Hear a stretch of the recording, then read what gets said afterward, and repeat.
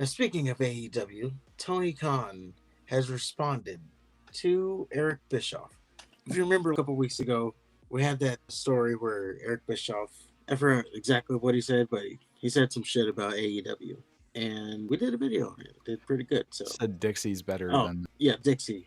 He compared Tony Khan and Dixie Carter, said she was better.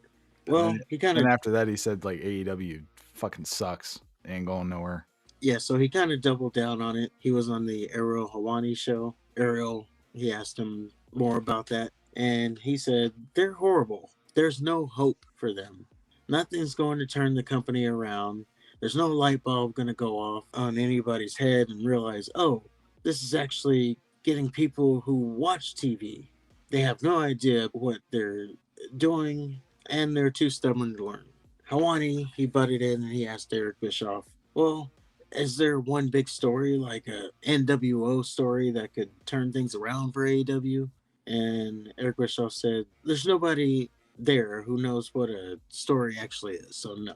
He also talked on his podcast, the 83 Weeks podcast, pretty much said the same thing, but the one addition he added was AEW doesn't have a talent problem, it has a Tony Khan problem, which I thought was a good line. I wanted to highlight that. They don't have a talent problem, they have a Tony Khan problem, which almost gets to the point where I was like, is it time for Tony to, and he'd never do it, but like, is it time for him to step down and let someone else take over creative?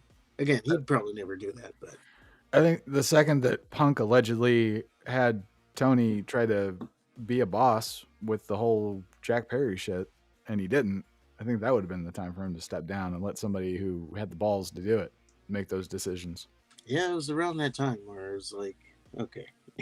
And I keep remembering that one line. Punk was like, I'm trying to run a business here, and you got these dipshits who couldn't manage the target.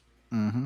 But yes, as far as Tony Khan, we do have a reply from him. This is actually a reply from today. Now he was on some show, doesn't matter. But in a response, he was asked, why does he think that Eric Bischoff has an antagonistic relationship with AEW? Says, I have no idea. I don't really care what he says. We have done really, really well, and we have a great thing going with AEW, and something to be really proud of. We're not only, for years to come, going to be on the TBS and TNT, but we're going to set the record for the longest running pro wrestling ever on TNT.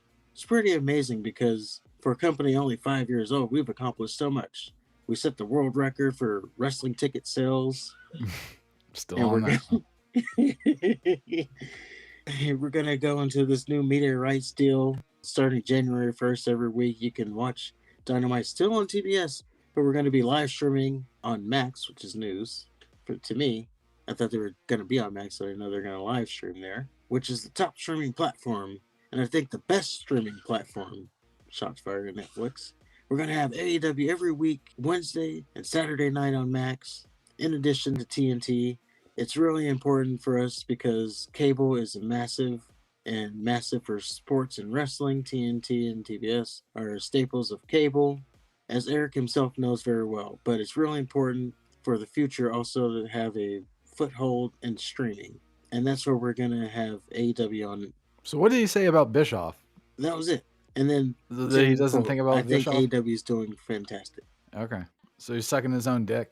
Well, that's typical Tony Khan. But the part about Bischoff was, I have no idea, and I don't really care what he says. Yeah.